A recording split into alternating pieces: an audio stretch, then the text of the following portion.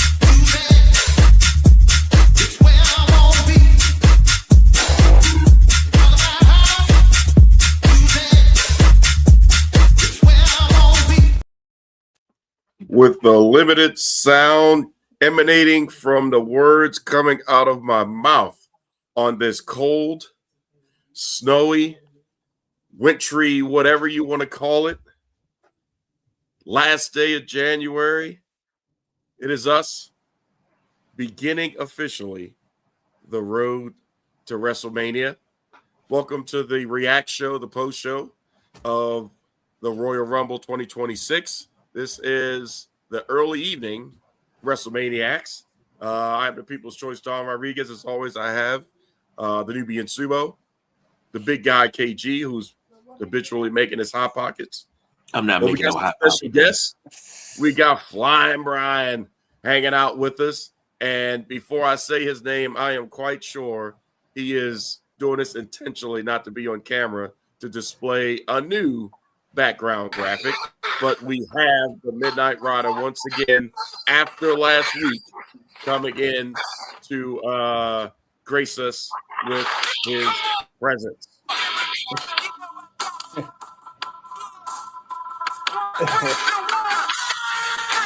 Part of the show will get us clicked out. What's up, ladies and gentlemen, boys and girls, children of all ages? You can't be the Midnight Rider if you don't have an intro, baby. That's all I'm saying. Comment folks walk in and the show starts and they start. But yeah. I just want to let you know, I appreciate you having that, but I'm also pretty pissed with you having that. Because in typical Triple H fashion, it's going to be epic. There's going to be some surprises. God damn it, I see no surprise here tonight. I don't know. That crowd looked pretty excited to see Brie Bella. Well, yeah, I marked out for that too, but we'll get there. That was something, but that's the best we got. Truthfully, as far as out of nowhere return, that's the best we got. Yes. I'll take it. Yeah, because the yes chance, that put it over, and we almost got the words Daniel Bryan to come on WWE Airways, but they had to put the kibosh on that. But it almost happened. But either way. Welcome to the show, everyone. Happy you're here again. Raj, it's good to see you. Friend to the show, friend to the Sumo. Hopefully work won't be too crazy with all the stuff that you'll be going through with this storm. But we appreciate everything you do along with Sumo, just to put him over a little bit from, the Yob perspective. People don't understand. He's one of both of these guys are unsung heroes when it comes down to helping people in times of need and crisis, kind of like the crisis that we're having right now with the Royal Rumble and the overallness of it. And more importantly, I don't even want to talk about it per se, but KG's got beef.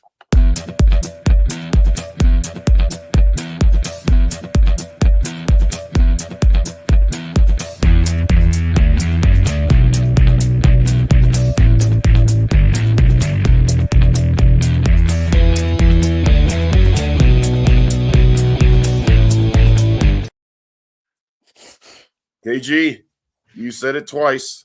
You got some beef. Riyadh, Saudi Arabia, Royal Rumble, all the beef smoke is yours. It ain't even got nothing to do with that. You know what it got to do with? It got to do with these jabronis that decide to get on the Lord's internet. They decide to get on the Lord's internet and say that Triple H was not a part of the Attitude Era. And all over a video game cover, he wasn't a major part of the Attitude Era. If you weren't there and you couldn't come off the porch, then just say that. But to sit there and say that this man who came to WWE in 94, 95, 95, summer of 95. Summer 95. Then he had the curtain call, of course, he got knocked down. Then he started running with Phineas, Godwin, and stuff like that. But then he had epic battles with none other than The Rock over the IC Championship. SummerSlam 98. I'm a nerd historian, so SummerSlam 98 ladder match. Yes, that was in the heart of the Attitude Era for the Intercontinental title. So you had the feud between The Nation and DX. If I'm not mistaken, this is after Farouk was kicked out. I remember a particular segment where they locked DX in the locker room with a forklift. Kidnapped China, had her in the ring. That turned out to be something in the Attitude Era because The Rock made a statement and said, put her on her knees where she belongs. And JR was like, she's no intern. Most people didn't get it at the time. But to say that he was not a part of the Attitude Era and he didn't become top guy until 2000, his first title reign was in 99. Yeah. The very first SmackDown, not the special that came on in the summer, the very first official SmackDown. Who came out as champion at the beginning? Triple H. I that was 99. So for you to say that he wasn't part of the Attitude Era because he didn't really rise until 2001, you don't know wrestling. Not at all. And any jabroni that wants to battle me about this, we can go. I can go all night. I tried to get the boss BJ in here because he was saying, oh, he was dealing with Stephanie back in 94. No, he wasn't. No, he wasn't. No, he wasn't. Stephanie was 18 in 94. I think she was younger than that. So, you know, it's so many things that people say. And I'm like, some people don't remember. And I okay, if you don't remember, you don't remember. But then there were some people that weren't there. You can't tell me about the Attitude Era if you're 22, 23, 24, 25 years old because you didn't live through it. I did. So did I. I lived through the Attitude Era where we talk about all the time when you got Sunday Night Heat. Then you got a pay-per-view. You went to school on Monday and you talked about what happened on the pay-per-view. Couldn't wait to get home to watch Raw on Monday night and switch back and forth between Raw and Nitro. Absolutely. And then when SmackDown came, that was a continuation of Raw because they would go back and show you what happened on Raw and then it would continue on SmackDown. Then you had Shotgun Saturday Night. If you weren't there for that, if you don't know about the puppies and the kitties, you don't know about the bra and panty matches, you don't know about the tuxedo matches, you don't know Attitude Era. You can't sit there and tell me something that I sat and I watched. And at one point in time, I had a video archive on VHS of all of this stuff. Every WWE produced VHS tape from Stone Cold, Triple H, DX, the first 15 WrestleManias, all of that. Not only did I record every SmackDown for the first 2 years of SmackDown, I recorded every SmackDown on VHS. Not to mention every Raw from 99 to 2003. I had an archive. And the boss BJ can tell you, not only did I have that, I had magazines. I had them all in chronological order. You said something out of the way, I could go to the bookshelf, lift them up, set them on the floor, pull out that magazine. Don't touch it because I don't want your acid on my pages. and we could go to the page and I could show you where you were wrong at. I didn't need Wikipedia. I didn't need Google because I had it all on the bookshelf. Don't ever say that Triple H wasn't a part. Major part. Attitude Era. Yeah. Okay. Well, let me put this.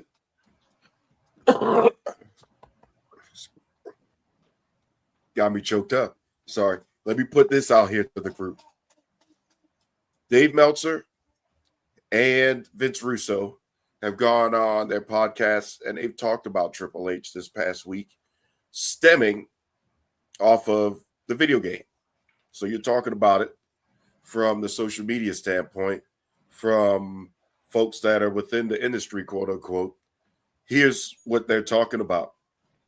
First of all, and I want to get, like I said, your opinion, everybody, Midnight Rider, Brian, Sumo, chime in after I make the statement, but they're talking about the comparison between Vince and Triple H. They're saying that Vince, Attitude Era, and probably still is, arguably, Mr. McMahon character is the greatest villain of all time. But within that, he still had the wherewithal to pull himself off of TV. And the reason why he did that was so that way his talent could shine. So he pulled himself back so that way his talent could have, top billing. Also within that, in those conversations, Vince McMahon was not the voice of the image, of the walkthrough, of the we didn't have really social media, but the emails, the WWE, the magazine. Vince was not here, like you see Triple H. To the point to where Triple H has his own cover, which I don't understand. It's the dumbest thing ever. 2K's never had 4 versions. It's been 3. And then what's the purpose of 3 different versions with 3 different cover images? Let's clarify that, because they're all DLC. So the Attitude Era, the Triple H era, the Monday Night Wars era is downloadable content. You pay for it to download it, and you can only see the image on your PlayStation, Xbox, and Switch 2. The CM Punk edition is physical, so you can have that cover. Why the hell am I spending $150 for a digital image just to have Hulk Hogan, Scott Hall, Kevin Nash as DLC? What happened to when we got something physical? But that's a whole different gripe. But what are y'all thoughts on those two things? Triple H being the voice of the Royal Rumble Rehab. He's in his own commercial for a cover.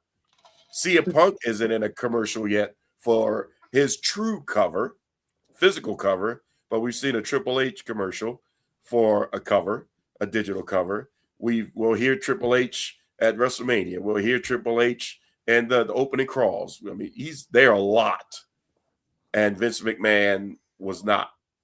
So what's your thoughts on that? We can't deny what Triple H has done, but the comparison is it too much trips? And, should things be going this way, or is it, ego? Sumo, Ryder, Brian? I got a lot of thoughts. If anybody wants to go before me, they can. I defer to you. All right, real quick. Let me go back to the Triple H thing on the Attitude Era thing. Somebody else was on that Attitude Era cover. It was Shawn Michaels. So if most people believe the Attitude Era started late 97, early 98, right? Do we all agree on that? Yep. Okay. And most people think the Attitude Era ended right around WrestleMania 17 time when they bought the companies and then they did the invasion angle, right? Do we agree on that? Yep. Okay. Shawn Michaels didn't wrestle in the WWE from April of 1998 until August of 2002. So that means he didn't have one match during the Attitude Era. But he's on the cover of the Attitude Era and nobody complained. Again, people don't like Triple H, and that's fine. So they're nitpicking and they're revising history in their head. You talked about Triple H being all over everything and Vince wasn't. We didn't know Vince was the owner for a while, or a lot of people didn't.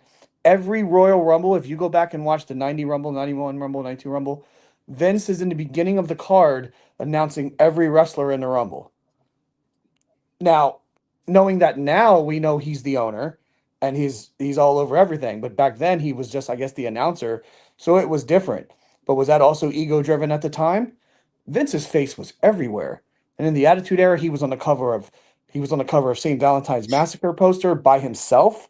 He was in a main event with Steve Austin on that card. Steve Austin is not on the poster. Vince McMahon is. Is some of it ego driven? I think it's all ego driven. But Triple H does have a very, pardon the pun, a massive pedigree of history in the company and the business. Mm. With or without Stephanie, he was a 2-time champion before the Stephanie stuff even started that we know of behind the scenes. So all the stuff that he's gotten behind the scenes, he's gotten the opportunity because of his relationship with her. I'm not a Triple H fan at all. I'm a Rob Van Dam fan from back in that era, and one of Triple H's biggest casualties during the reign of terror is RVD. But I don't understand all this hatred or revised history in people's minds. Mm-hmm. I think Triple H may be a little front and center more than he needs to be, but he's also a massive, massive, massive name. And if The Rock wanted to be doing the stuff on the front lines, he could, and I don't think people would complain. If Cena wanted to be behind the scenes all the time and doing stuff, he would, and I don't think people would complain. I just think the narrative of him marrying the boss's daughter, and that's why he's got what he's got, everybody just takes it and run with it. And I don't 100% agree with it. He was being pushed. He was a top guy, and he was a main eventer before that happened.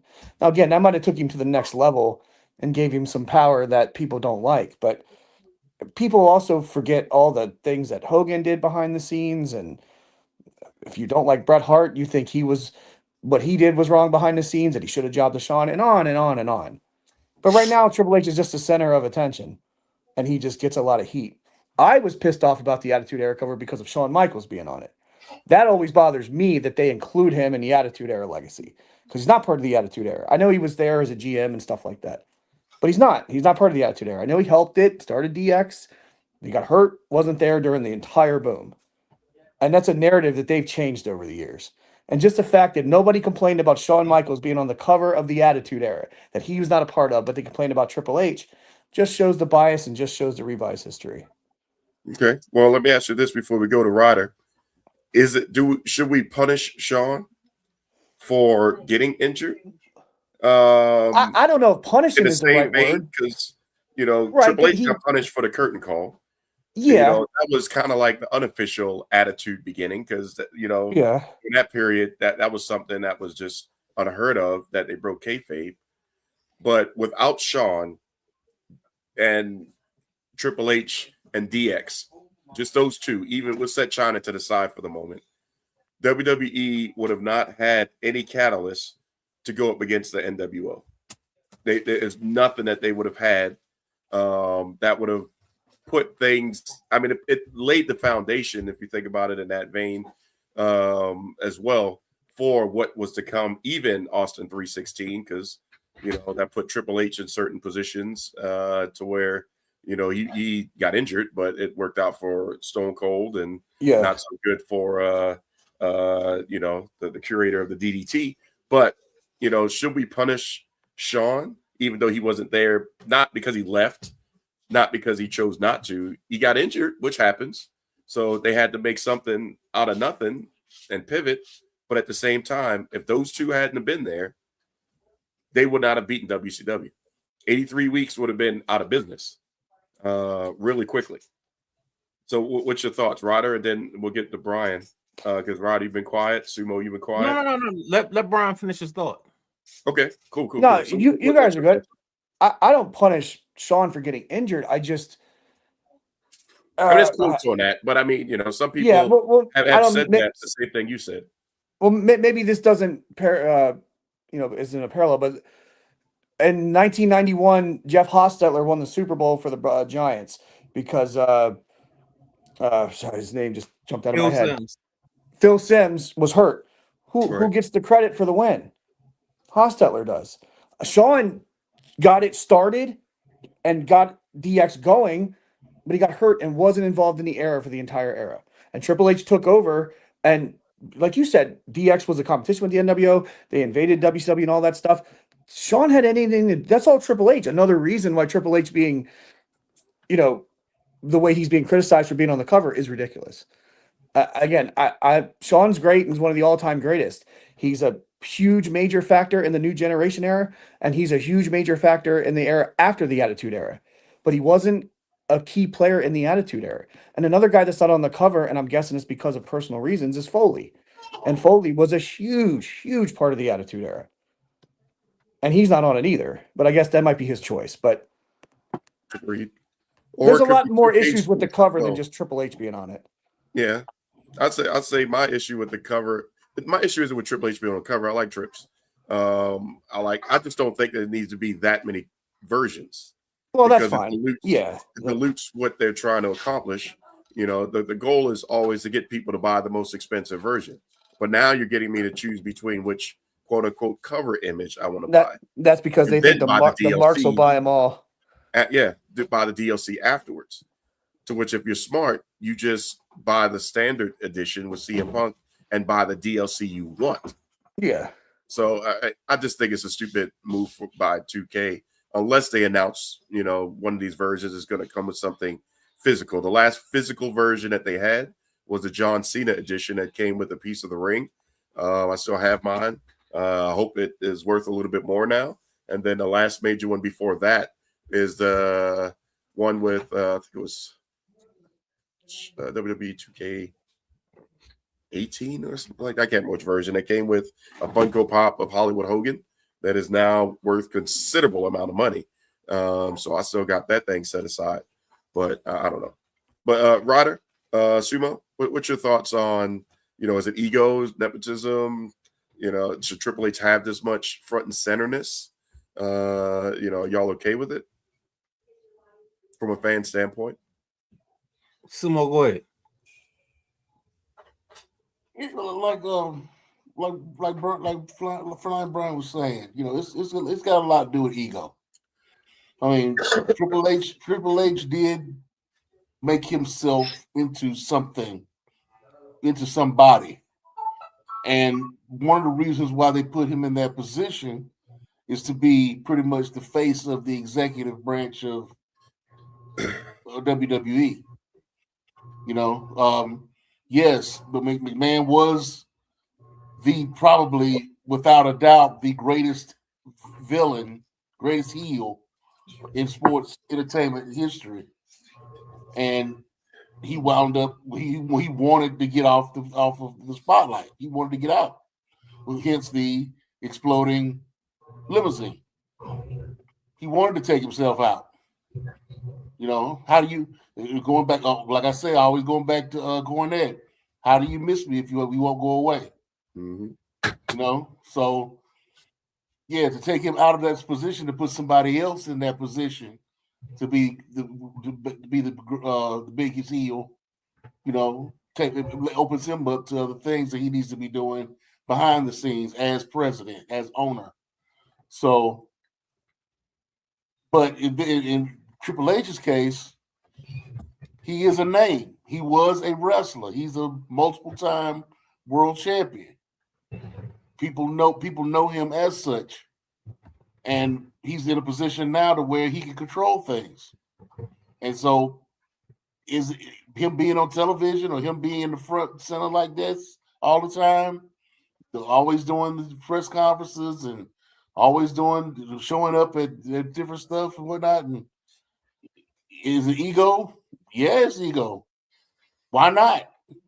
It's pretty much his company. He can do pretty much what he wants to do with it, but for the most part. But well, do I see anything wrong with it? Not really. He's put himself in a position where he can do that. So why not do it? All right.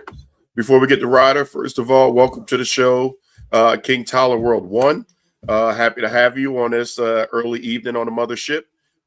Mike Barner, welcome to the show. Appreciate your comments. And you're right. I've seen that True Life back in the day episode.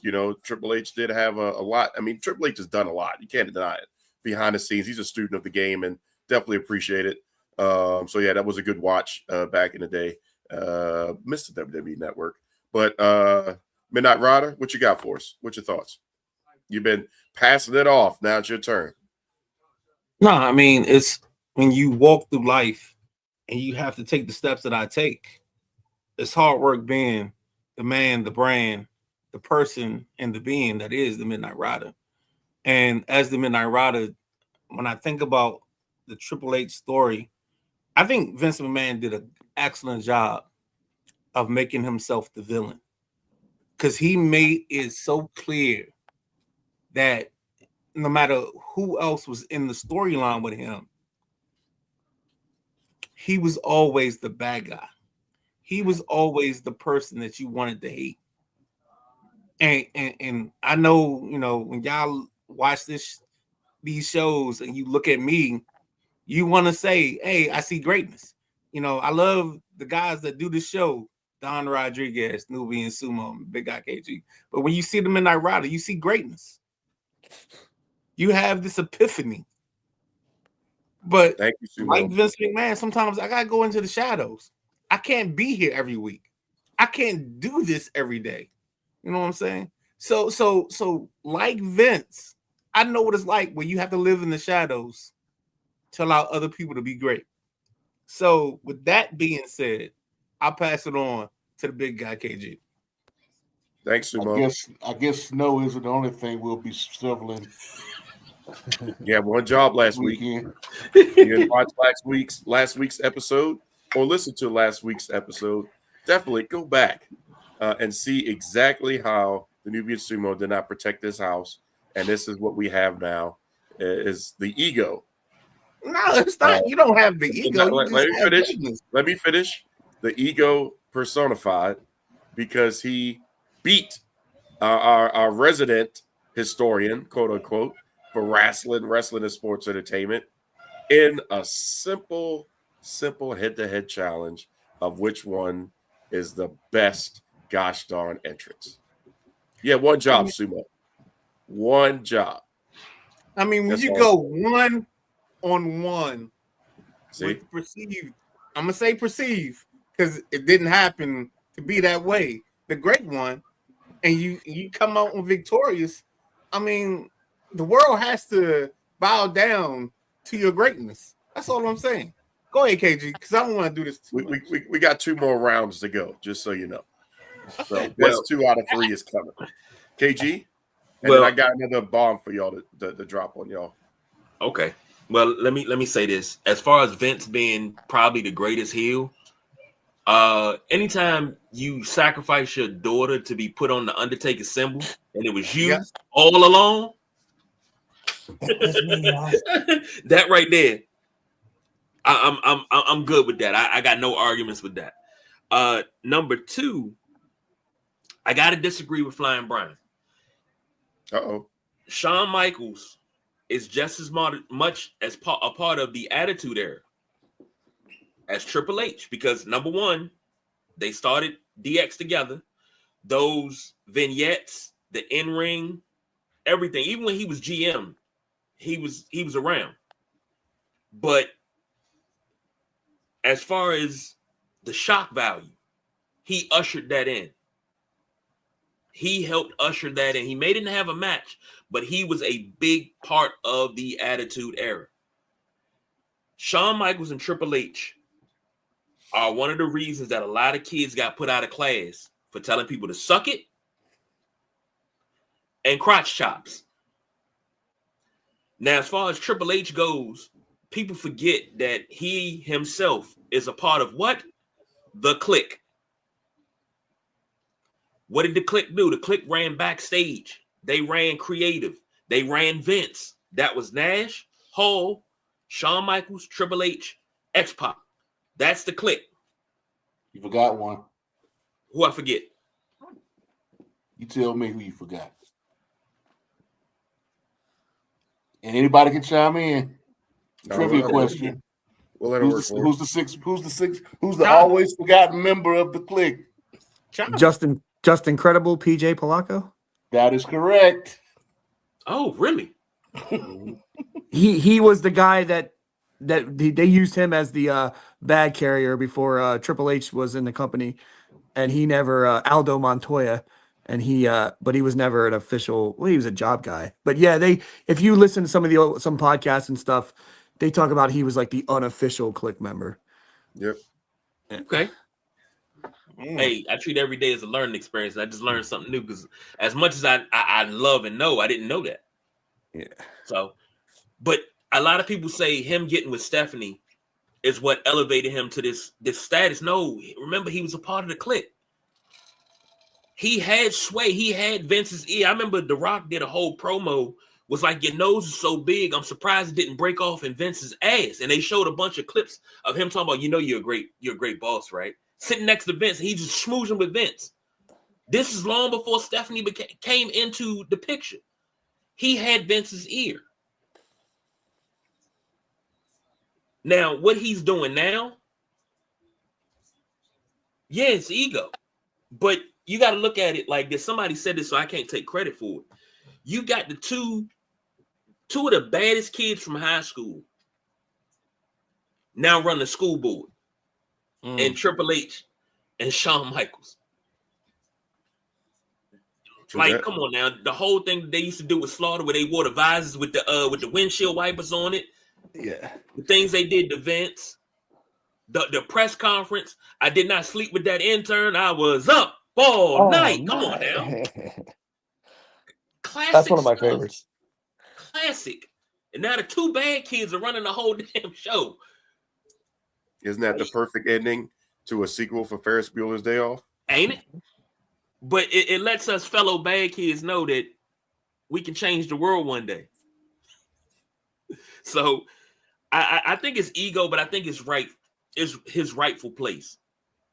Okay. To be honest, because if you think about it, Austin didn't want it. Rock didn't want it. Undertaker didn't want it. Those are just three out of your biggest stars at the time. Right. So, I mean, Shawn Michaels like, all right, let me do some backstage, but it's that second career. I don't have a problem with it. And that's not because I'm a Triple H fan, but I became a Triple H fan because I hated the dude so much I loved him. That's it and that's all. But am I mad about it? No. Because look at what he did with NXT before the pandemic. He had NXT on a roll. What messed that up? The pandemic messed that up, and everybody coming to Florida and being out of the performance center, and Vince stuck his hands in it, and he messed everything up. Yep. That's what messed it up. If Triple H was able to run WWE as a whole the way he was running NXT, and he always gave love to Dusty because that's Dusty's baby, and I'm cool with that. The way he took Dusty's baby and he raised it. If Vince would have never put his hands into it, do you understand the amount of talent that would have came out of NXT and went to the main roster and flourished if he was running everything? I have no problem with it because he cut his chops, he paid his dues, he can have it. All right. Respect. I appreciate everybody chiming on that topic because when I saw that, I was like, man, that's something pretty intense and a pretty good accusation, evaluation from those two, especially Russo, because, he was in the mix during that time period. So it is, some stuff is good, some stuff is bad as Russo, but at the same time, he was there. Now, the question that I want to ask y'all now, because again, we are doing a reaction to the Royal Rumble, and this is the second time that one superstar has circumvented what I would call theatrical tradition. Theatrical tradition. And here's what I mean. We got some historians on the call. Many a time, somebody's in a crossface. Somebody is in a chicken wing. You're talking about the three. A sleeper. The Kata Hajime. You name it. What do you see? what does the ref do to validate that the person is no longer able to compete? Brian, you go ahead and say it. You already there. Yeah, it was funny that you brought that up because as soon as it happened, my dad was here watching it with me. He turned to me and goes, Did he only pick his arm up once? Did he not do it 3 times? Yeah. So tying that into this ego conversation, is Gunther the kryptonite, the Lex Luthor to that tradition? Because how does John Cena tap with one arm drop? Or really not even an arm drop, a check. Yeah. How does AJ Styles get retired with one arm drop? Now, if you're putting somebody over their monster and you could see it and you're like, holy heck, yeah, he choking the hell out this person. I get it. If that's the angle. But this goes also back to that, the DDT conversation. The DDT, hit it, 1, 2, 3, we get it. But on the same token, you're getting submitted. Even in a video game that we were just talking about, there's 3 drops. How are we not having that? And we're retiring people. Please explain it to me, Sway.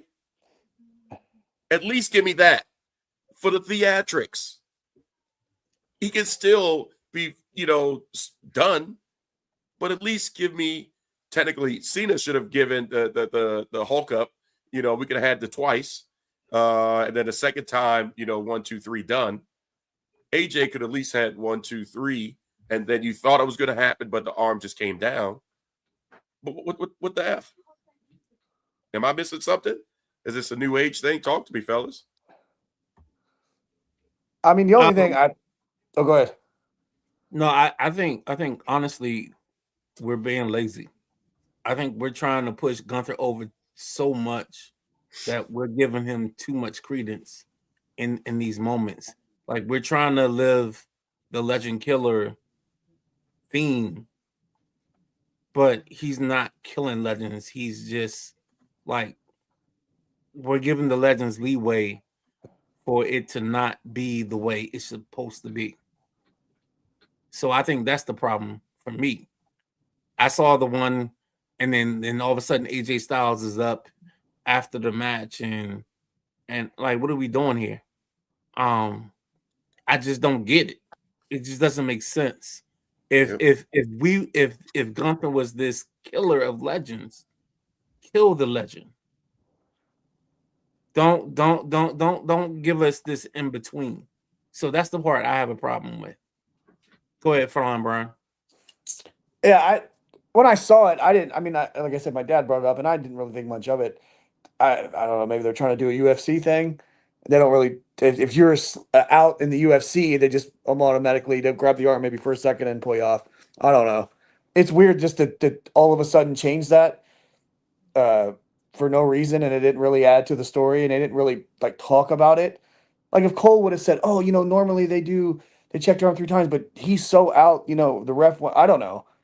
But like you said, Styles got right back up anyway, and so it didn't matter. But yeah, I don't know. The lazy thing kind of makes sense. Unfortunately, I guess we'll cover more on the card. But I thought it was hit and miss with some stuff. But yeah, I think I wasn't thinking that at first, but I think I'm with Midnight Rider. I think it's lazy booking. Sumo? I'm looking at it as the evolution of the move. Okay. See, back in the day when it was being done back in the 60s and 50s and 60s, you didn't have the arm drop. Guy went to sleep, and one of the rules to using the sleeper was you had to wake the guy up before you left the ring. You had to slap him on the back or massage him the shoulders until he woke up or whatever. Then later on, you got the three arm drops, because that's, like you said, it was a theatrical thing. It was like counting himself out, with the 1, 2, 3. Now you don't really have it anymore. It's not. I don't necessarily call it being lazy.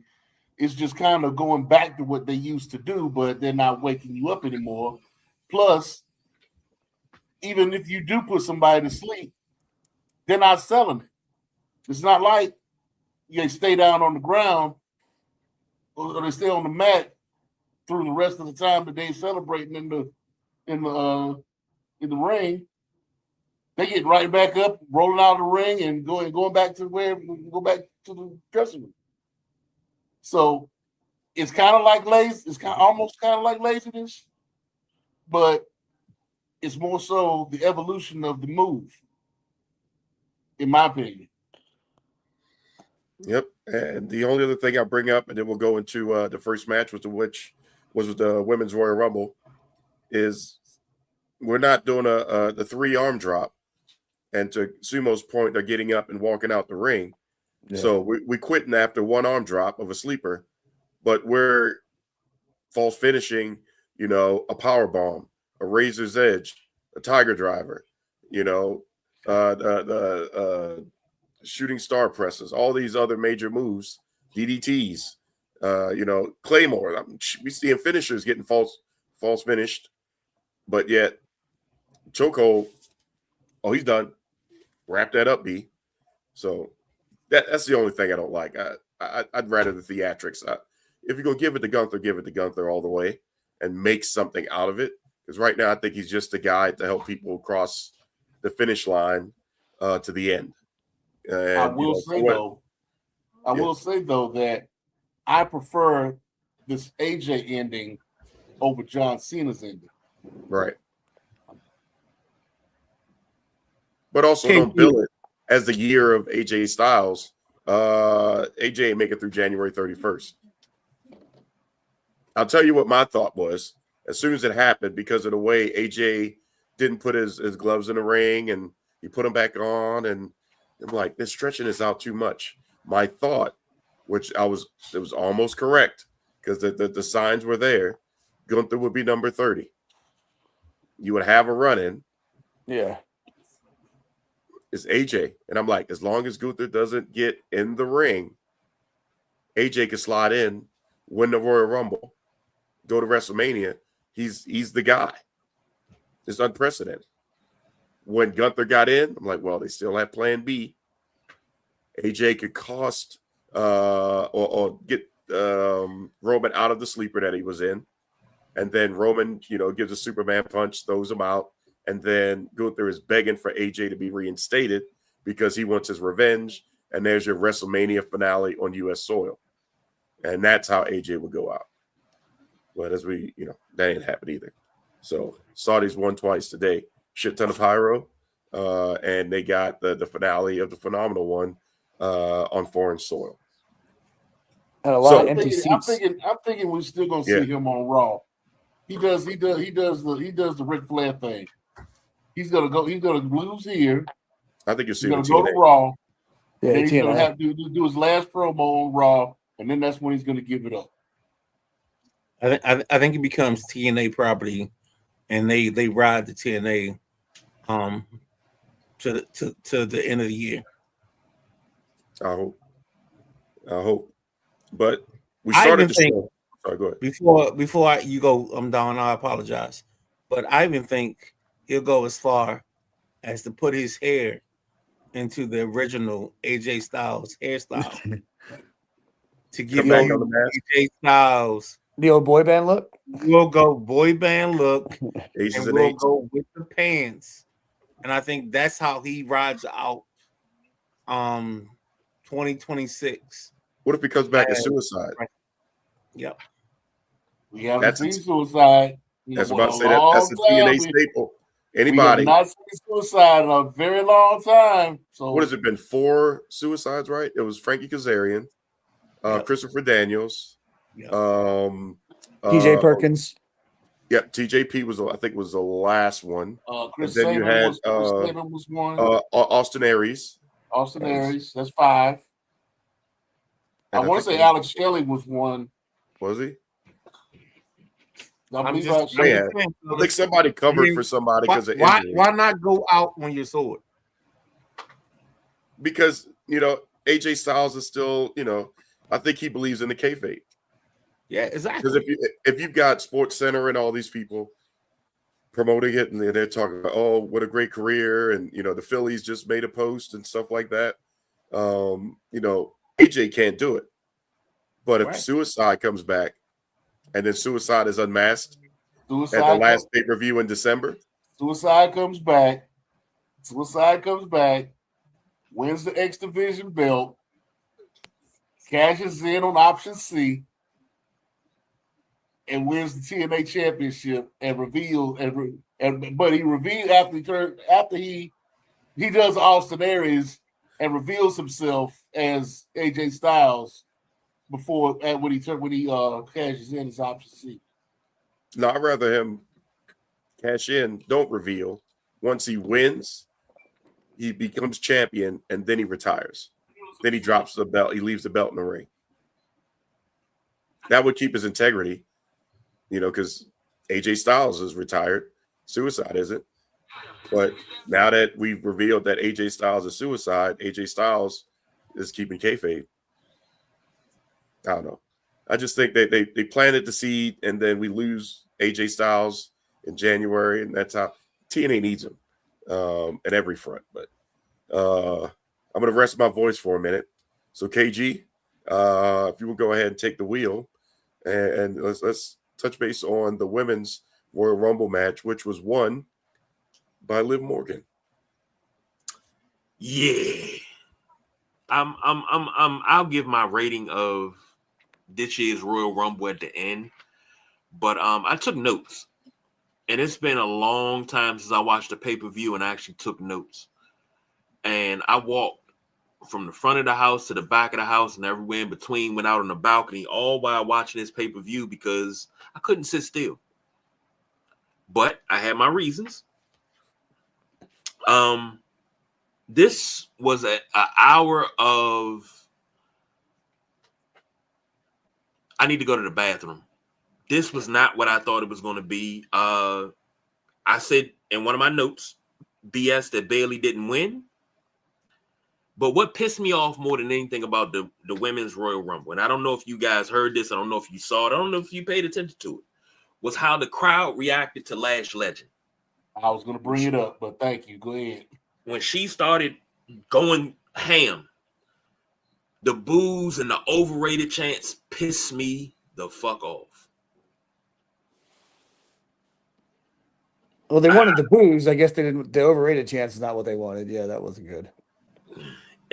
But it was only when, and then the constant posing of her outside on the apron, like, baby, get back in there. You got to win this thing. Get your old ass in there. We got to win this thing. I mean, but see, the thing is, they used this to highlight her. This was her showcase. Okay.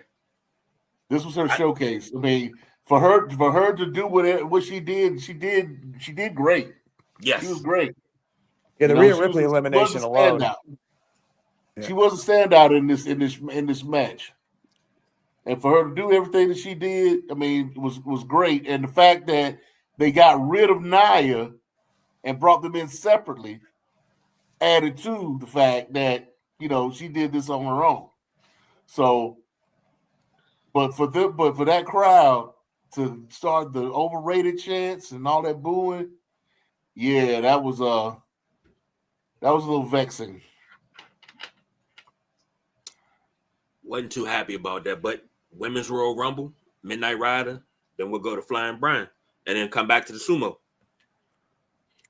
I think they did the right thing with the whole overrated chance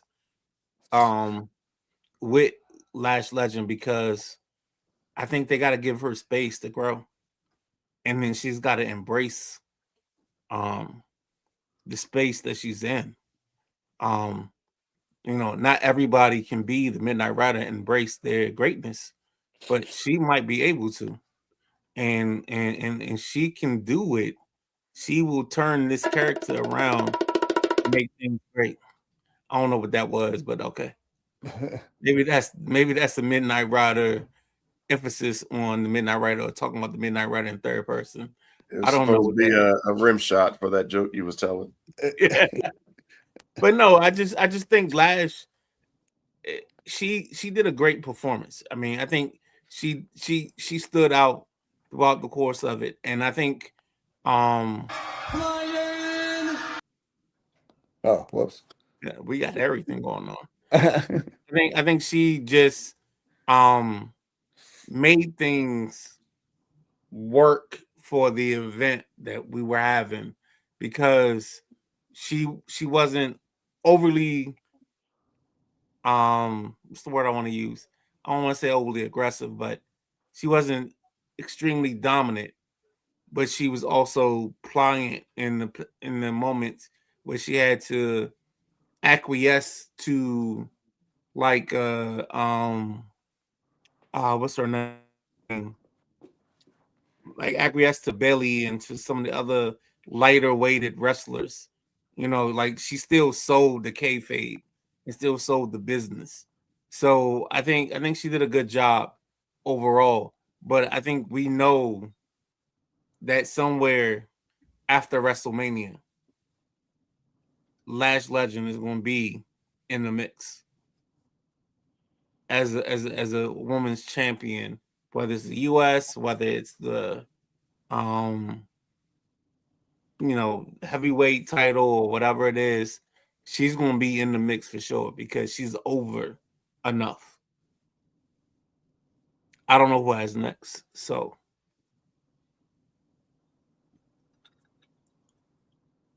I from the moment Brie Bella came out and the crowd went crazy until the end, I thought it was really good. It was pretty slow in the middle, which a lot of rumbles are. And the opening was okay. You had star power early on, obviously with Charlotte and Alexa Bliss. I don't know if I really like that gimmick's not for me. They're friends, they're not. They joke, whatever. But yeah, I really enjoyed the end. Lash Legend. So I think two names should stand out for people that might not know who they are. Lash Legend got a big push, and then how you say her name? So yeah, Soul Rika. So how you say it? Ruka, yeah. So Ruka. Obviously, they put the rocket on her too. And my son and my dad were both here watching it, and they had never seen her before. And they were really impressed. They loved her. So that was good. I personally like the big fan of Tiffany Stratton. Knew she was going to be there and thought she was going to win it. I was a little surprised by Liv Morgan, but uh, overall, I thought it was good. I thought the Last Legend getting rid of Rhea Ripley the way she did was a big moment, and then the way Raquel threw out Rhea Ripley. I thought that was a good spot. And obviously, I think they're going to start doing the tension with Roxanne and her and Liv, with now that Liv's the champion and all that, or won the Rumble. But I I thought it was overall, I thought it was a decent. I know, I guess KG didn't seem to like it since he had to wander around the house all day. But the middle wasn't great. But again, I think if you go back and watch a lot of Rumbles, a lot of the middles usually aren't great. But I thought, like I said, when Brie came in, I thought it was one of the better Royal Rumbles I've watched in a while. Oh, that whole scenario was good. They tried some good spots. They didn't really botch any of them. The ending I thought was cool with the three. I thought the finish was cool with Liv Morgan doing her move. I thought it was cool. I just didn't like the winner. I'm just going to say something really quickly. Two parts. One, again, I thought the yes chants and the way they just went crazy for Brie to show more so the respect for Daniel Bryan. Yeah, I think that I know he was watching, but there's a home. Just putting that out there for what they showed, even in Saudi Arabia, as a home. Any chance he was there? Any chance he was there? I mean, the daughter was there. Yeah, he could have been, but they're not going to show that. Yeah, obviously. They did allow some AEW chants to come through the airways. Just very briefly, you heard that as well. But my biggest point that I wanted to say for the Women's Royal Rumble, and please, Lord, please, mostly because we did an episode on it, but there was no daggone Bianca Belair. So she had better be 6 months pregnant, because we don't see Montez. So they better be trying fertilities, whatever they need to do. God dang it. At this point, she's not even, general manager. She's not anywhere. She needs She better be pregnant, goddamn. Montez, handle your business so that way we can have it done and she can come back. That's all I'm saying. She was a second odds-on favorite to win. Yeah. She was like minus like 125. Yeah. I thought she was going to be 30. But again, if she's not there, Street Profits are off TV, quote unquote, the repackage. Yeah. I think somebody's baby making. And because their socials are very, very dark at the moment. I don't know if y'all, follow them, but there's not too much going on there. Like they used to be popping all the time. Posting when they would change clothes and get prepared for things. If we don't see her at the Hall of Fame, she's pregnant. Just putting it out there. If you don't see her at the Hall of Fame on a red carpet, she's pregnant. And Lord, please, prayers for Naomi. Hopefully everything is okay and the baby's doing well. So definitely lift some prayers up. Not saying that there's any issues, but just praying ahead of time to make sure that everything was safe with the new baby Oos. Go ahead, Ryder. No, I just wanted to get out there before any rumors came about that with this Bianca Belair thing, I'm not the pappy of that baby. I just don't want that to be out there as a rumor.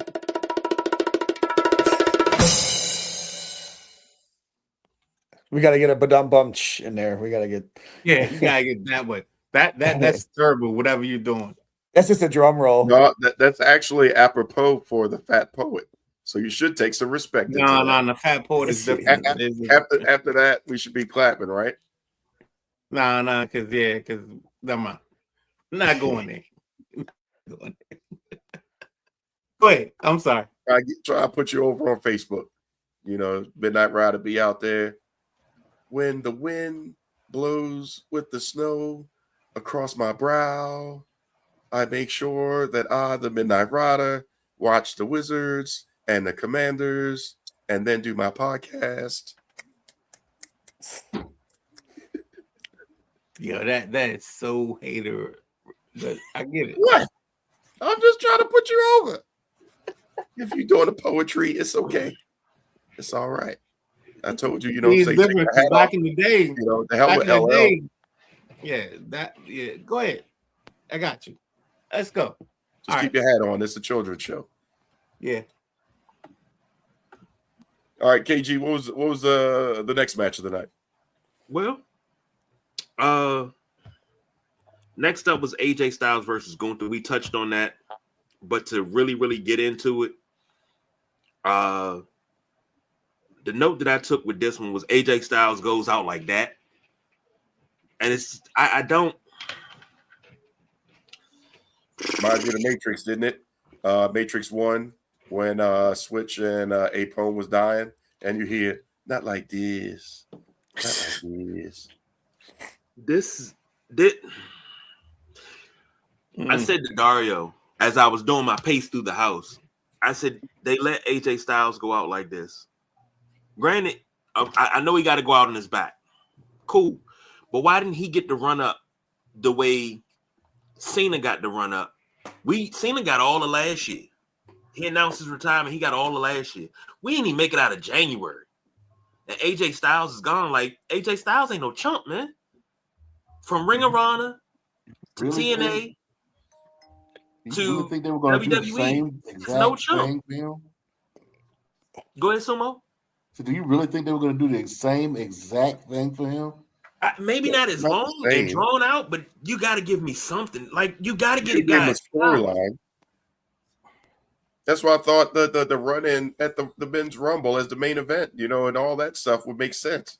Because now you've baked in a storyline for him. To give you the false set security, everybody's heartbroken. Because obviously that's what the WWE does now. They don't believe in kayfabe, but Lord knows they'll lie to you. Isn't that right, Seth Rollins? They'll lie to you. So, a lot of people, and, I guess might as well call it the Mark Henry of sorts, and then turn it around, bam. He didn't interfere and cost Gunther the match. And Gunther's pissed, but can't do nothing because all Adam Pearce is going to say is, you retired him. Come on now. AJ may only need to wrestle one more time, maybe two in 2026. because they can run that for 4 weeks, 3 weeks, 6 weeks, of just give me AJ Styles, give me AJ Styles. That's how you make Gunther a daggone monster. He starts running roughshod like Brock Lesnar used to do, beating the hell out of everybody, interfering in matches until the point to where they have no choice but to just pull a Batista, give me what I want. But go ahead, GKG. No, I mean I didn't agree with I didn't agree with him going out like this. I mean, give me some suspense, give me something.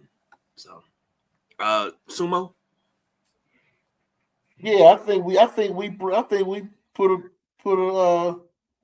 something in the air when it comes to when it comes to TNA. I mean, look at what's going on, right? He had his very last match on Raw against Shinsuke Nakamura, so that pretty much ended his New Japan. Mm-hmm. He had his last match at the Royal for WWE at the Royal Rumble, which is where he debuted. Yeah. So that takes care of WWE. Let him finish up in TNA. Goddamn sentimental ass Nubian Sumo making sense. It's the bullshit. I'm about to go play in the snow. Shit. And honestly, I agree with Sumo. I think he needs to have a match with Chris Daniels. He's retired. Christopher Daniels is done. He's done. He's done. done. Anybody in the, all right, so then I'll go this way. Anybody in the X division. Helix Skipper. He needs an X division match to walk out of this business. Joe's in AEW. He needs the TNA World Championship. Okay. When they had the debut on AMC, that's what it is. Frankie Kazarian. He stepped as Frankie Kazarian, who was at that time the TNA World Champion, and was making like he was going to come after him for the belt. But Frankie Kazarian doesn't have the belt now. It's Mike Santana who has the belt now. And Mike Santana has a lot of respect for AJ Styles. AJ Styles actually came to Santana before his match and told him, says, I want you to go out there and I want you to win that belt. I want you to win that belt. You need to win the belt.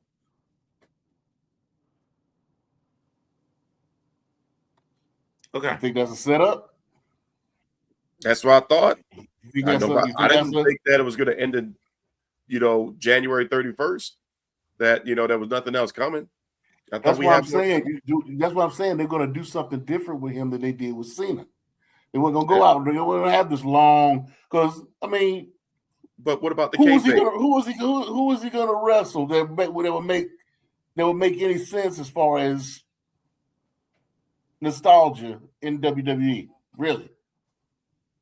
I mean, there's some people you can name, but I mean, they're only significant because he was in WWE. Let him go to TNA. He go against Frankie Kazarian, right? He go against Santana. Mm-hmm. He could probably even make a trip over to AEW and get Samoa Joe. No, don't do that. That happens. The world he'll lose his Legends contract. Well, we don't know what kind of contract he's under. He's getting a Legends contract. He's getting a Legends contract, but before he gets that Legends contract, he could make a trip over to AEW right quick. And I'm sure Tony Khan will be like, yeah, bring your ass. Yeah. He just landed. Well, side note, it's interesting on how quick we see things happen when everybody wants to make things happen quickly. Tommaso Ciampa shows up on Collision. And then, he's about to actually be today. He's going to wrestle for the championship. It was a TBS championship, TNT, whatever one of them, who cares? He's getting top billing. Great intro. And then we see Powerhouse Hobbs / was it Royce Keys. Yeah, something like that. Royce Keys. They say he chose that name because Royce is the name of his child. His son's name's Royce. where the keys came from, like whatever. But Alicia. That's Key right. bucks. Because Maybe some he's, people want it all. Maybe he's a fan. Yeah. They can't have nothing at all. Nope. Unfortunately, at least he took the last name instead of Alicia house record or home record keys. I ain't say that. KG, stop it. That's a rumor. Stop it. That's not true. That's not true. Maybe allegedly. Who knows? Thanks, Swiss Beats. But for them to put up, and I don't know I'm skipping, but for them to put up Powerhouse Hobbs first and then switch it to Royce Keys, that was interesting to me. Again, But I guess that was just to let folks know who this actually was. Yeah. Does that mean AEW got paid for that? For those that knew. Or does Royce Keys / Hobbs have does he have the rights to that name? Or did AEW not secure the rights to the name? To Powerhouse Hobbs? Yeah. No, I think that's an AEW trademark. Yeah, so they cut a check on that one. Or that was some negotiation. We'll take Ciampa off the non-compete. Because his contract just expired. Tommaso Ciampa is his actual name. No, I'm saying they take Ciampa off the non-compete clause, and you let us use the Powerhouse Hobbs for the graphic. No, I don't think that's the case. Because remember, I'm just thinking, we've never seen them do something like that Tommaso together. Tommaso Ciampa's been off television for at least a month. Yeah. But it's 90 days. That was a month. He was waiting out the rest of his contract. It just ended. Was it? Yeah, but his contract ended. It ended. He didn't get fired. But they bake in the non-compete. After your contract ends or your future endeavor, you can't go off the next day. And most of the contracts, Ciampa's been there long enough. He may have been an exception. Possibly. I don't know. He may have been an exception. It was just weird and interesting in the grand scheme of how they because it depends on the contract. Because he might have had a 30-day rather than a 90-day. Possible, yeah. I mean, like I said, he's been gone for a month. Yeah, maybe Flying Brian got him out his contract. We heard you're a good negotiator. I am. So could have happened. But either way, do y'all think it was a good match? At least we're not happy with the finish with AJ and Gunther, but was it at least a good match? Did it tell a good story? Did it make you invested and then pissed when the finish happened? I mean, it was a Gunther match, wasn't it? I mean, it was fine. Yeah, it was a Gunther match. I agree. It was a Gunther match. Styles did his stuff, and Gunther, yeah, it was fine. I mean, to be honest with you, anytime I watch a Royal Rumble, because I know you guys were disappointed in the ending. Unfortunately, the ending went exactly the way I thought it was going to, and that just must be because I know how WWE works, and I'm not going to think it's. Although I'll explain my very disappointment in the Royal Rumble because I thought what I personally wanted didn't happen, and I don't understand it. But anyway, talk about it because we might as well get there. I mean, as you can see by my shirt, I didn't necessarily think LA Knight was going to win, but they took him off TV for 2 months, not because he was injured, because they wanted to take him off TV to build anticipation for his return. They save it for the Rumble. He comes out. He looks pretty good at first, and then just gets thrown out in the middle of it unceremoniously. No hype, no circumstances, no storyline attached to it, nothing. I was very disappointed in that. That really frustrated me. Let's talk about LA Knight in the Rumble. Yeah, I'm saying who threw him out? Cody did, which I guess, but they're on Raw and SmackDown. I don't think he's going to SmackDown to feud with Cody. Obviously, what happened to McIntyre with McIntyre, like Cody wasn't in the Final Four and went out early, but he had a storyline reason. I guess we'll talk more about the Braun Breaker situation. But again, if that's setting up him to face or beat Seth Rollins at WrestleMania, okay. But why do you keep LA Knight off to build up more for him, supposedly, and then he didn't do anything? He could have did that if he wasn't off TV for 2 months. I don't know, man. I'm a big fan of his. How they do Sumo's boy. He can't get a break. I know that this thing has come out with Untold, and they make him look bad in it, dressing him down because of the finish at Money in the Bank. I'm assuming you guys have seen that, right? No, I refuse to watch. We are firm disbelievers in the Unreal series. Okay. Well, I haven't watched the series. So we don't do the Unreal series over here. I just saw all that LA Knight thing, so I watched the clip of it. And yeah, they kept telling him over and over and over, after the Money in the Bank match, that this match was built for you. This was built for you. He was never scheduled to win it. It's supposedly the booking was the ending was just supposed to be more back and forth. And like at the last second where you thought he was going to grab the briefcase, Rollins gets him and grabs it.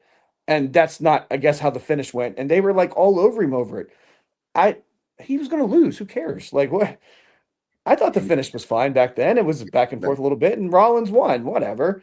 Now roll that back to the earlier comment of we can't get 3 arm drops, but yet they freaking out over a ladder finish. I mean, again, they had a little. I went back and watched the finish after I watched that clip. I was like, and watching the finish, I didn't watch it and go, "Oh man, there should have been much more there." No, it's your typical small back and forth ladder match finish that they always have. They drew out this huge epic back and forth finish that I guess may have been cool if it came off, but it's not something they normally do. They were talking about like Rollins gets knocked off, then Knight gets knocked off, then Rollins gets knocked off again and then back. They don't ever do that. I thought it was weird. And when I read that they took LA Knight off TV and he was taken off for the purpose of building him up again as a baby face, giving him a little time off, have a big return at the Rumble. I thought he at least had a small chance to maybe even win the damn thing. And he didn't even make it to the final 10. I was very disappointed. Anyway, but as far as the style match goes, it was a good match for what it was. And again, I wasn't shocked by the ending. It happened exactly the way I thought they were going to do it. And I know we got some comments about what Gunther is going to do at Mania. He's probably going to do the same thing to Randy Orton or Brock Lesnar at Mania. So this is his new gimmick. He taps or drops legends by one arm and wins and moves on. I guess because just real quick. Gunther being in the Rumble and not winning, was that necessary? Why even have him in the match? Again, if they were going to tell the AJ Styles story, right, but they didn't. What's the point? Yeah, what was the point of it? He's getting like the old Lex Luger or now LA Knight thing where the guy that he can't get the brass ring. Gunther, I know, has been champion on that, but this would be his 3rd Rumble. He's finished 2nd, 3rd, 2nd. And for this Rumble, there was no reason for him to be in it whatsoever. None. Doesn't it take away a little bit from him retiring Styles? Yep. Okay. I don't know. So we're on the same page with that. Yeah, if he wasn't when he came out, I was like, he's going to win. Roman doesn't need to win. I don't know why they're going to have Roman win it. Whatever Roman does at Mania, if you have Gunther, keep retiring these guys. Then he wins the Rumble. Like it all just keeps building Gunther. If he's not going to win it, why put him in it? It makes no sense. Unless they're going to long-term book him versus Roman next year. I mean, that's fine, I guess, but that's a lot. Streak ends, because Roman is not. Yeah, he's not beating Roman. Let's call a spade on that one. He will get the spear, and that'll be done. Not saying Roman would be up for retirement. Hopefully not, but Gunther doesn't have that type of stroke. But I know we have some comments. Anthony will weave them in as much as we can, just to keep everything going with the interest of time. Number one fan, Anthony. But number one fan, Anthony. Anthony, made a couple suggestions and stuff. Sumo, you specifically talking to you about WWE is going to allow AJ Styles, because he's already to go to anywhere else because he's already solidified himself in the PC as a trainer and possibly future GM. Could be a possibility since Ava is no longer there. Now I know you said this, Anthony, but I know they've changed their contracts. Ciampa and Johnny, when they went to SmackDown and got called up, they got a new contract because they've been running that contract for I think it's 2-3 years individually for that. So they made sure to switch them over contract wise. But to your point about kayfabe, as much as we would like to put it on the WWE, Anthony, it wasn't the WWE or any promotion that killed kayfabe. It's us. It's the internet. You can't maintain anonymity. You can't do stuff on a house show if the house show is advertised 30 seconds later. Oh my, can you imagine how quickly the curtain call would have been out if it would happen at this time? Or if Daniel Bryan was to be seen on a side stage hugging Brie when she came back in Gorilla, or the part before Gorilla, oh my God, it'd be a national daggone security issue. Those things can happen because kayfabe, we killed it. And I don't know if you read this or not, but I read this right before the pay-per-view started, that WWE put out an edict last week saying that everybody in WWE should cut down on their social media presence prior to the pay-per-view, so that they don't see anything happening in the background or see make a mistake of taking a picture of somebody that's supposed to be there that's not supposed to be there, so whatever the case may be. So yeah, they're being real protective as to what's going on as far as the setup to the pay-per-views too. Well, they need to follow their own rules, because we did see Drew McIntyre on the right-hand side of the screen before we were supposed to. Before he did that Claymore with the Roman, I'm like, ain't that Drew? Oops. Ruined that for me. But I know there was a couple shots that were botched all throughout both Rumbles. Oh, yeah. There was bad production was a little off today. Yeah, I can't blame WWE themselves. They are using not their norm. But side note, what do y'all think about the arena that was built in 20 days? That was empty? That was not full. Yeah. Yeah, what's up with that? They had people scattered all over that place, and then the seats themselves had lights on them. So the lights that you were seeing were from the seats and not necessarily people being in the seats. They didn't even use them. They did a little bit, and there was Nobody's intro. They did some kind of Firefly type thing where they did some strobe stuff. Come on now. Dragon Lee, WWE logo a little bit. The ring or the arena. Come on now. That wouldn't be dope. LA Knight, written on the hard camera side. That wouldn't been dope. I don't know. Shoot, yeet all around. Just, they could have spelled out yeet everywhere. Hello. You have that tool. I'm like, when I saw it, I'm like, oh man, I know they're about to go in on these intros. I know it's going to be sick, and I'm going to use that in the video game. Hell to the no. You spend all that daggone money on pyro, and y'all can't choreograph drones, and y'all can't choreograph the word yeet on the lights, but yet we go to the Super Bowl or another sporting venue or a college game, you can clearly see Clemson or something like that. Major fail. I mean, the arena was cool that they built it so quickly, and I thought it looked nice. They had the setup on the stage, looked like a Mania style setup. I just was stunned that it was so empty. I mean, Are we, like he said, everything was spread out? Aren't we assuming that they sold the tickets if there was people up, way up above some empty seats? I heard the number was 25,000. I'm gonna tell you what it was, Brian. You ready? Yeah. It's they smelled, to Subo's point, their own shit so much that they expected the United States folks to travel Saudi Arabia. Why? That's what it seems like. And now they have to figure this out. Yeah, they got paid, but if we didn't come over, how you gonna book WrestleMania? Now they talking about they want to pay The Rock a stupid amount of money. Yeah, I saw that. Be at Mania just to fill the seats. U.S. travel was at least another 15,000 seats that could have filled that arena. But I know who should be paying attention. Tony Khan. Oh, they couldn't fill it. That y'all talk about us, but you couldn't fill the Saudi arena. Their own people couldn't fill the arena. Hell, they couldn't get people off the streets to fill the arena. But yet you want to talk about AEW not filling a smaller arena, a smaller venue. Tony Khan got the lane. I was stunned. My son's girlfriend was here watching it, and she doesn't really know. And she's like, what? Are those seats empty? I was like, no, there's no empty seats. I was like, oh, wait a minute. There. I was like, what's going on? And then they did a flyover. Like, you morons. No disrespect. Why the hell are y'all doing a damn drone flyover for at least 20 seconds showing it? Showing that there's no people in the seats, right? And they weren't going to get concessions like in the other Saudi arenas and stuff where you would see them just walking back and forth, but they were full. There was nobody there. So they got some figuring out to do because they didn't talk about the house, did they? No.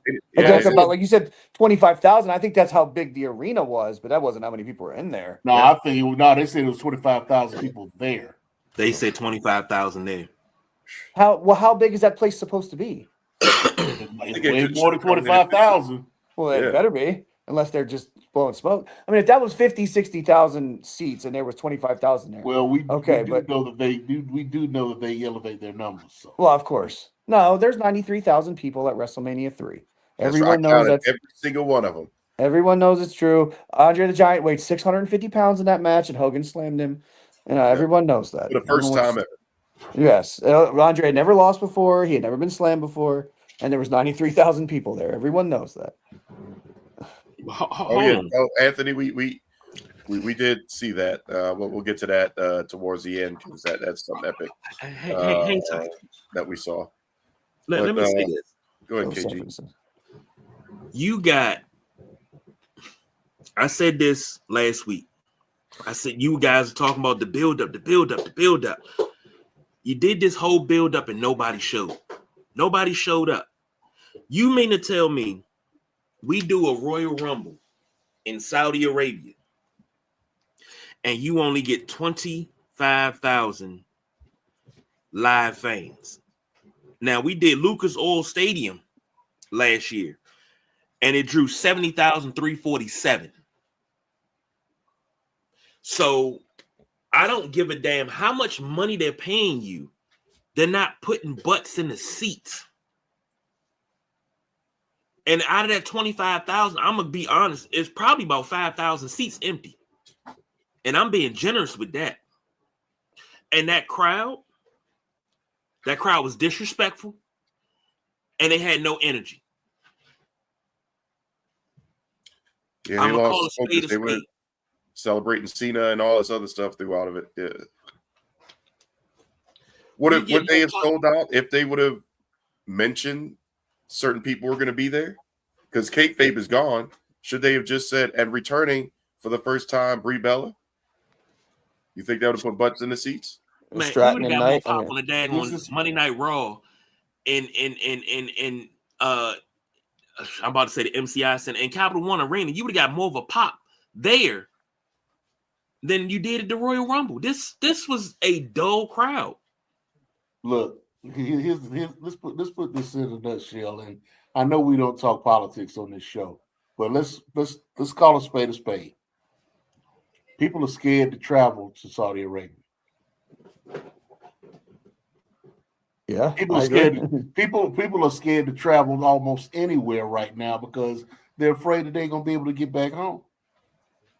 There's been stories going around talking about how people will leave this country with their passports. Everything's cool. Everything's nice. They go off on their vacations. They do overseas and out of the country, and they do what they need. They do what they do for a week, 2 weeks, a month. Could try to come back into the country, and their passports have been canceled. Their passports have been shut down because somebody's reported them lost or stolen, and they didn't do it, or some kind of computer glitch. It's been going on for months now, and people are afraid to leave the country because they're afraid they ain't gonna be able to come back. One of the main stories was a couple went to the Dominican Republic. Not the DR. They went to the Dominican Republic and stayed for a week, and when they came back to take their flight back, they were told that their passports had been reported stolen. They had their passports in their hand. They had to stay for an extra 2 weeks to get it all straight, to get new passports, and they had to spend over $1,000 to get these passports expedited to get to them, to get back into the country. Yep. So I mean, take a cruise, so people. it's I mean, unless you got something really going on that's going to that you're protected while you're out of the country, to make sure you get back in here.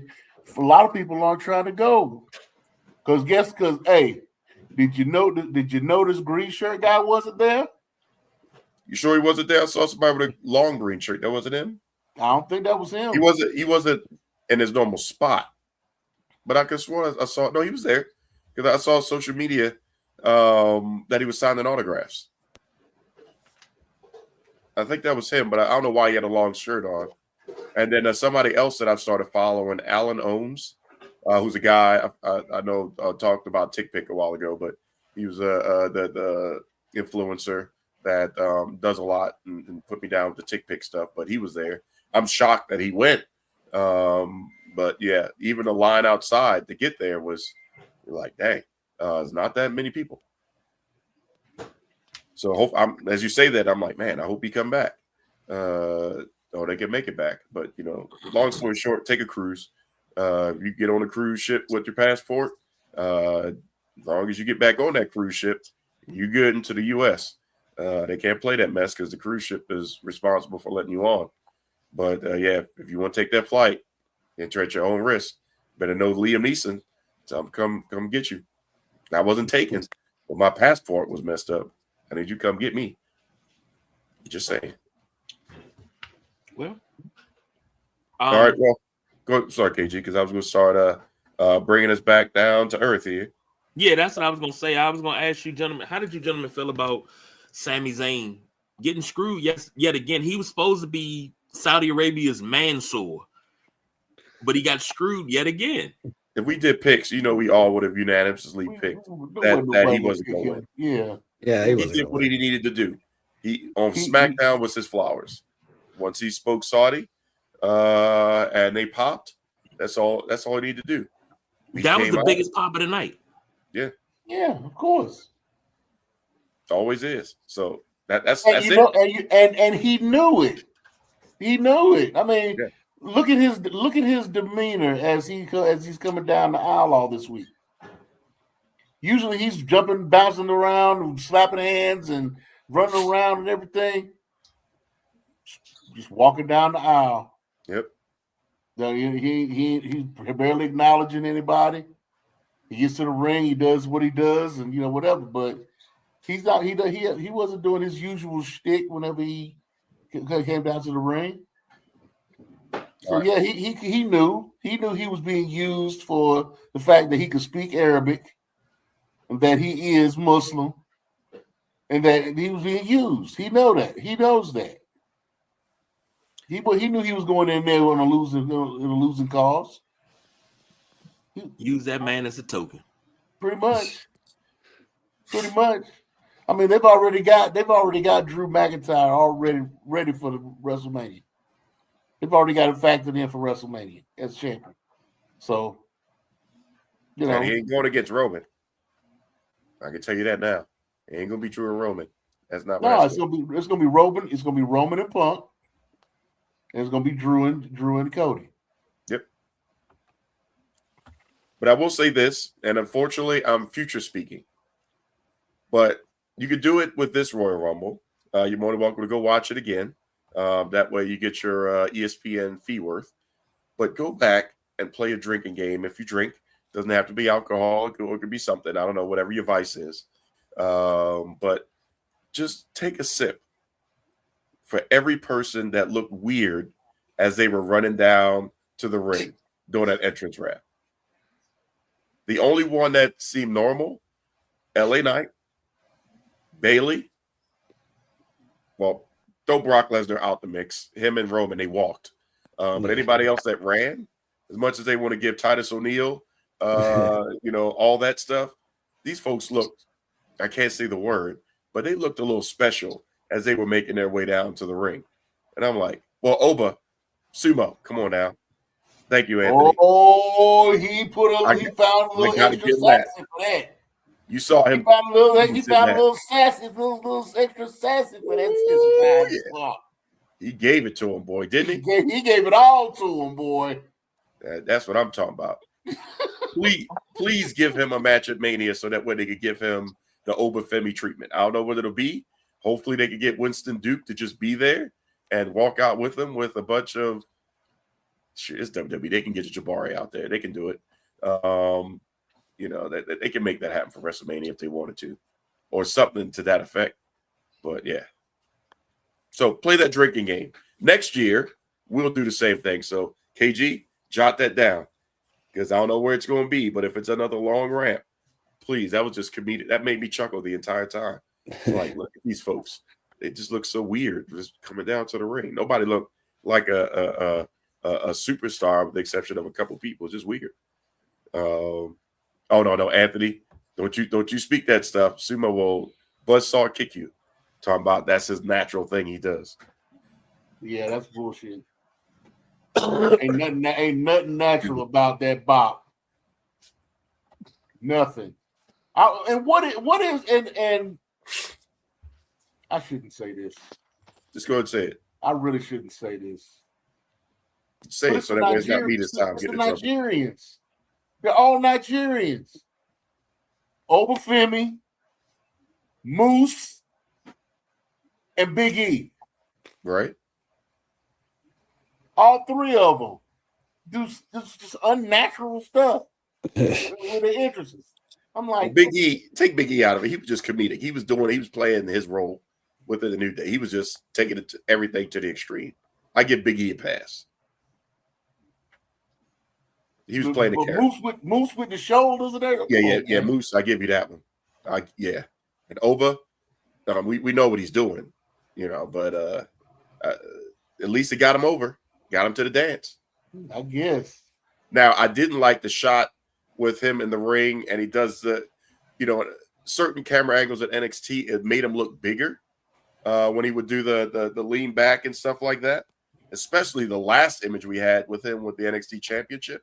This time, he looks smaller. I don't know if it was just the scope and size, but or they weren't angled up enough for the shot to where it just made him look more grandiose. That's the only thing I didn't like about the intro. But as he was coming down, I'm like, I know he's saying, I wish he could have been mouthing, "Fuck you, Sumo." Ooh, fuck you, Sumo. Ooh. Because I'm like, man, he was knee bopping. So I'm like, oh, that was awesome. In my head, he's probably saying that. But everybody else, play your drinking game. Fly Brian, we appreciate you being on the show. Midnight Rider had to go walk the Midnight Rider, who is actually driving the Midnight Rider to see the Midnight Rider. So that's why, unfortunately, the Midnight Rider had to step off of the Midnight Rider riding with the Midnight Rider. But Flying Brian, you were still here. So take the time, if you wouldn't mind, to go ahead, tell us how we can see you, how we could follow you on the socials. Give us the skinny, what you're doing with the Sideline Junkie Podcast Network. Yeah, so check out Unapologetic Sports every Tuesday at 6:30 with me and Lee Ice. For those who don't know, but I'm pretty sure everybody knows by now, we have the two hottest segments in all the sports media: Flying Brian's Flying High and Lee Ice's Deep Freezer. We do a little bit of everything, but it's right now obviously football is front and center, so we mostly do football with a sprinkle of stuff here and there. And when football season's over, we're trying to transition more in the basketball, and then we'll cover we'll talk a little bit of hockey, we'll talk a little bit of WNBA, we'll talk a little bit of UFC, which is actually happening now. As far as like Twitter and all that, like I don't really have none of that. I'm an old man. I don't really do none of that. But just follow Sideline Junkies, follow it on Facebook, YouTube, Twitch, and check out Unapologetic Sports every Tuesday at 6:30. Awesome. Round of applause for Flying Brian.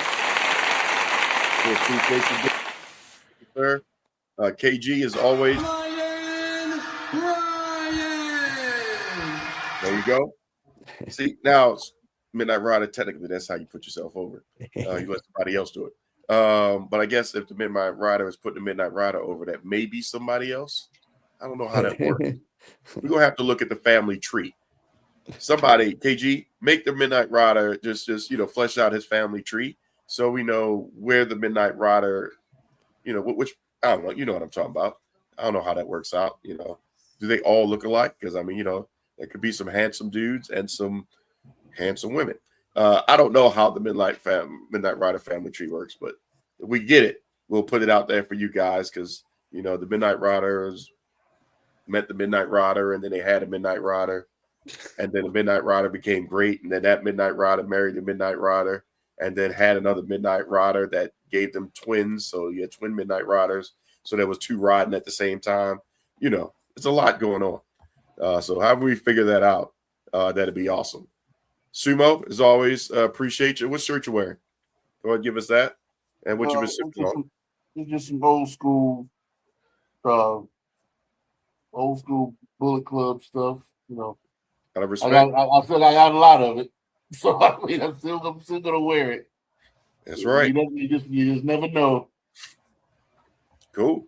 Well, gents, Brian, that's something we always say. The Wrestlemaniacs, we land the mothership. I just tell everybody to diversify your bonds. Sumo tells them, Konnichiwa, bitches.